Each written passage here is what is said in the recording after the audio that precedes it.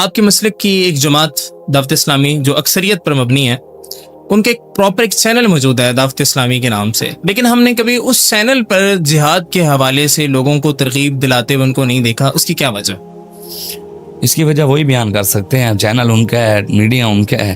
نہیں، آپ کے بڑے قریبی تعلقات ہیں نا، اس وجہ سے میں نے کہا کہ آپ سے پوچھوں. میرے آپ کی جماعت کے؟ ہاں، جماعت کے تعلقات ہوں گے، میرے زیادہ نہیں. میری مصروفیت اتنی زیادہ ہے کہ میں دن رات کم از کم 8-10 دن تو گھر نہیں جا سکتا. اور کئی بابا جی فرماتے تھے میری اوقات نہیں ہے وہ جملے دہراؤں، وہ تو بابا جی نے کہا، لیکن ان کے راستے پر چل رہا ہوں.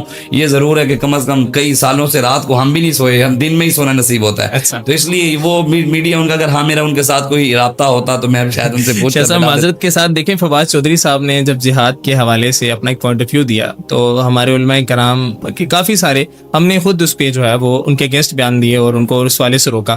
جب کوئی باہر کا بندہ جہاد کے اگینسٹ یا جہاد پر خاموشی کے لیے ترغیب دلاتا ہے، اس ٹائم تو ہم کھڑے ہو جاتے ہیں. جب ہماری صفوں میں ہمارے لوگ یہ سب کرتے ہیں تو اس ٹائم ہم کہہ دیتے ہیں کہ ہمارا ان سے تعلق نہیں ہے. ہم بولتے ہیں. آپ ابھی نہیں بول رہے ہیں؟ نہیں، میں نے کہا دیکھیں، میں نے ویسے کہا کہ وہ کیوں نہیں چلا رہے. میں نے آپ نے کہا وہ کیوں نہیں چلاتے، میں نے کہا چینل ان کا ہے، وہ ان سے پوچھا جا سکتا ہے، وہ نہیں چل.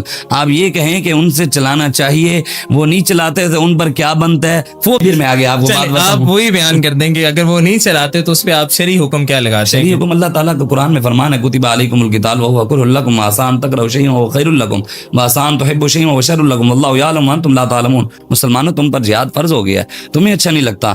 اللہ فرماتے تمہیں معلوم نہیں ہے، جو تمہیں اچھا نہیں لگتا تمہارے لیے وہ اچھا ہو، اور جو تمہیں اچھا لگتا ہے تمہارے لیے وہ اچھا نہ ہو.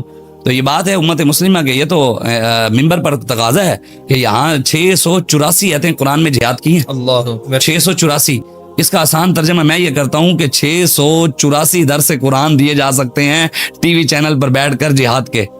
684 درس دیے جا سکتے ہیں جہاد کے، اور حدیثیں علیحدہ ہیں. وہ تو ایک لمبا موضوع ہے، لیکن اس کے بارے میں بتایا نہیں گیا. حضور نے فرمایا جو مسلمان، اب بات کو پھر اور طرف لے جائیں گے، لیکن ہمارے پاکستان میں کافی لوگ ایسے ہیں جو کہتے ہیں ہم باہر نہیں نکلتے شہید نہ ہو جائیں.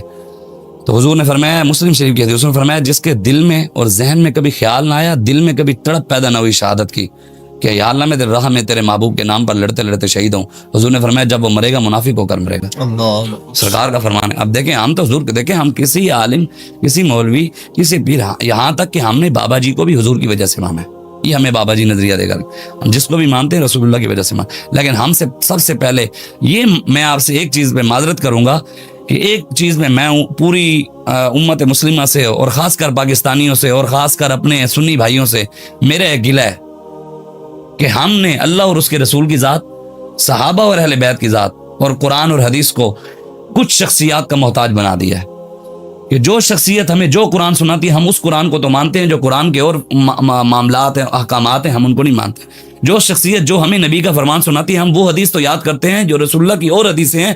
جو ہماری طبیعت کو اچھی نہیں لگتی ہم وہ رسول اللہ کی حدیث کو بھی جھٹلا دیتے ہیں اپنی ذات کو بچانے کے لیے. معذرت کے ساتھ ہمیں ہمارے کچھ علماء، پیر، سادات کرام اگر صدیق اکبر کے ساتھ کھڑے ہو جاتے ہیں تو وہ کہتے ہیں نہیں صدیق، تو باقی مولا علی کے خلاف کھڑے ہو جاتے ہیں. وہی لوگ کہتے ہیں نہیں علی نہیں کرنا.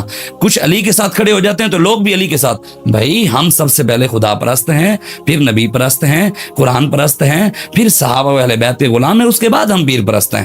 جو پیر اس لائن میں اعلیٰ حضرت باللحد میں عشق رخ شاہ کا داغ لے کے چلے، اندھیری رات سنی تھی یہ چراغ لے کے چلے، تیرے غلاموں کا نقش قدم ہے راہ خدا، وہ کیا بھٹک سکے جو یہ سراغ لے کے چلے. بس یہ ہے کہ ہمارا راستہ وہی ہے جو اس راستے پر ہے، ہمارے سر کا تاج ہے. نہیں ہے تو ہم چپ کر کے خاموشی سے جا رہے ہیں، تو انشاءاللہ یہ راستے کے کانٹے اللہ ہٹا دے گا انشاءاللہ.